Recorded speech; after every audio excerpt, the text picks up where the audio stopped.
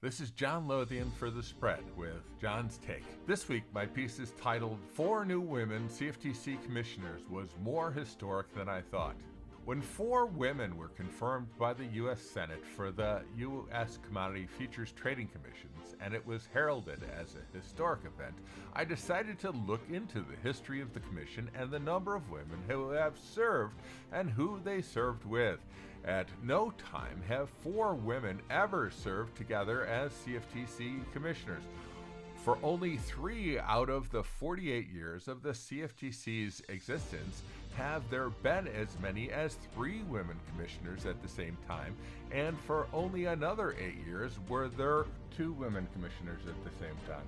When the CFTC was created in the mid-1970s and the first commissioners were appointed in 1975, the inaugural class was all men. In fact, it was not until the 9th commissioner was confirmed in late 1981 that the commission had its first woman, Susan M. Phillips. She would serve for just over 5.5 years as the only female commissioner. Phillips had the honor of serving as the first female chair of the CFTC as well. The second woman to serve the CFTC also had the honor of serving as chair. That woman was Wendy Graham, the wife of then Senator Philip Graham of Texas. She was appointed by President Ronald Reagan. Graham would later serve with Sheila Bair when Bair was confirmed as a commissioner in 1991. This was the first time 2 women served as commissioners of the CFTC at the same time. In January of 1993, Wendy Graham left the CFTC, but later in November, Barbara P. Holem was confirmed and began serving the second longest tenure as a commissioner at just over 9 years. Fowler West would beat Holem for the honor by 2 months. Holem served with Bair, Mary Shapiro, Brooksley E. Bourne, and Sharon Brown Ruska during her tenure, with 1997 and 1998 being a 2-2 tie of men to women commissioners at the CFTC. However, after Holem left the commission in 2003, the CFTC would never see the number of women commissioners rise above 1 until the latest 4 were confirmed by the U.S. Senate. Over the course of the history of the CFTC, there have been 5 years when there were 5 male and no female commissioners, with all of those coming in the first 5 years of the Commission's existence.